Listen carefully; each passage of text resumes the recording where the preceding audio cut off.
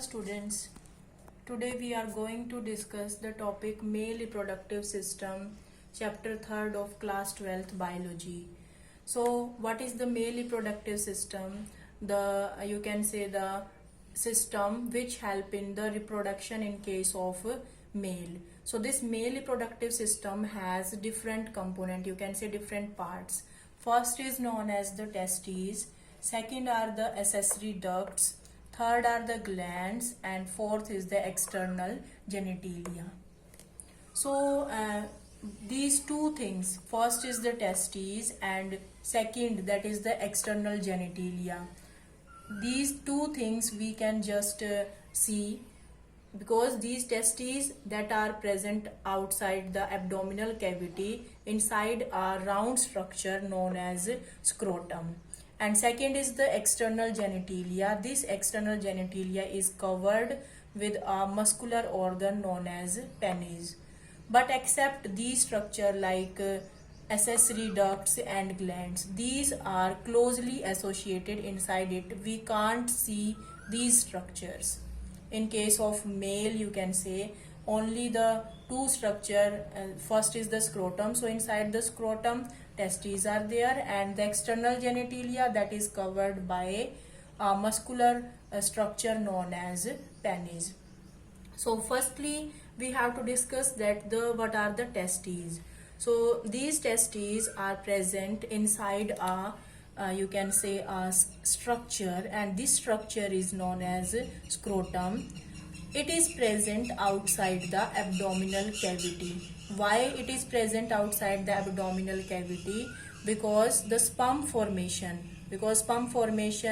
takes place inside the testes. So sperm formation require low temperature. So if we compare the temperature of our body, so the temperature of testes that is less than 37, almost 2 to 2.5 degrees Celsius lower as compared to our body. So these sperms are formed inside these testes and then they travel through a tube. So this tube is known as vas deferens, and this vas deferens then goes to the you can say the urinary bladder, and here one gland is present. It is known as seminal vesicle gland.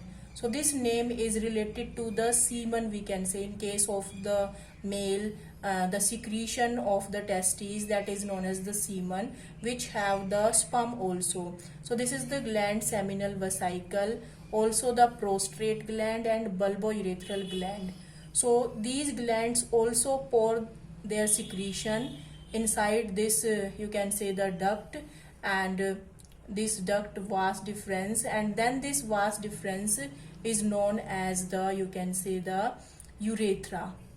So this is the urethra, we can say, and this urethra, or you can say urinogenital tract, because both the urine and the sperm can pass through this, so it is known as the urinogenital tract.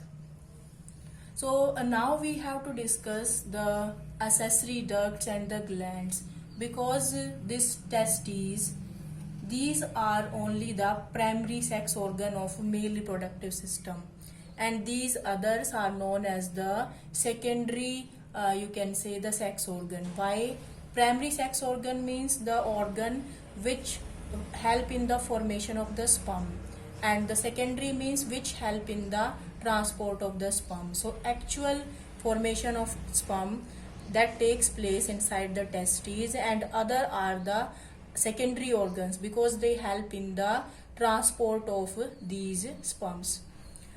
So externally we can see only the you can say the scrotum and the the external genitalia, but this testes is present inside the scrotum. So what are the other structures like the accessory duct, vasa efferentia also there, rete testes is also there, so we can't see. So if we do the cross section of this testes, then we can find out different structures, and that are not given in your NCERT. In your NCERT only these words are given but not the explanation. So now try to understand the structure associated with it. So this is the diagram. of the scrotum, and inside this scrotum you can see it is the cross section. When we just do the section of this testes, we can find out there are the different compartments. So these black color compartments are known as testicular lobules. These are known as testicular lobules, and in, you can say, one testes there are almost 250 compartments. If we just take the example of one testes, there are only 250 compartments, and in these 250 compartments, we can say in a single compartment there are 2 to 3, you can say 2 to 3 seminiferous tubules. These red color structure, these are the seminiferous tubules, and this seminiferous tubule is very important because the actual formation of sperm takes place inside these seminiferous tubules. So inside the each testicular lobule there is the, you can say, the 2 to 3 seminiferous tubules are present.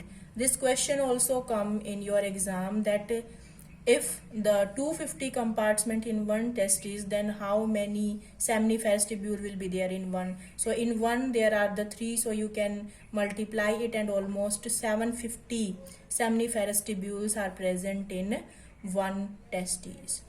So these seminiferous tubules then all means, you can say, they open into a common structure.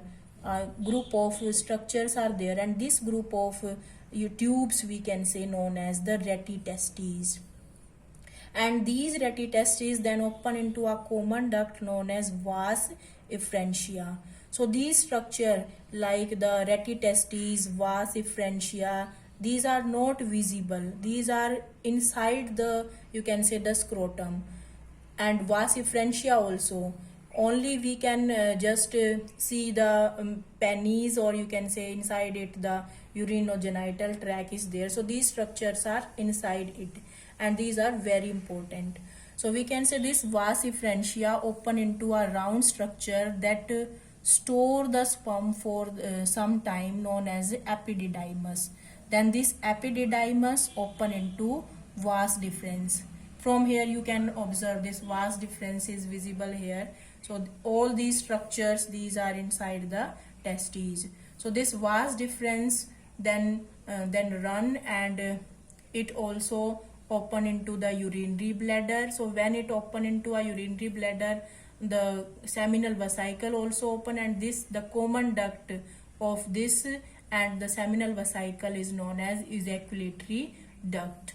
And when this open into the urinogenital tract, then the second gland also there, that is the prostate gland. So these two glands are very important because they release the bulk amount and help to provide the nourishment to the sperms. They also have the fructose, calcium and different enzymes which provide the motility, or which provide the energy to the sperm. A third gland is also there, known as bulbourethral gland. So this gland also help in lubrication of penis. So for all these three gland, you can say transport their, you can say, the secretion to help the sperms to pass through the, you can say, the urinogenital tract. So that is the diagram of the, you can say, the male reproductive system, the simplest diagram. Now we have to understand the structure of the seminiferous tubule. So in each testicular lobule there are, you can say, 1 to 3 seminiferous tubules.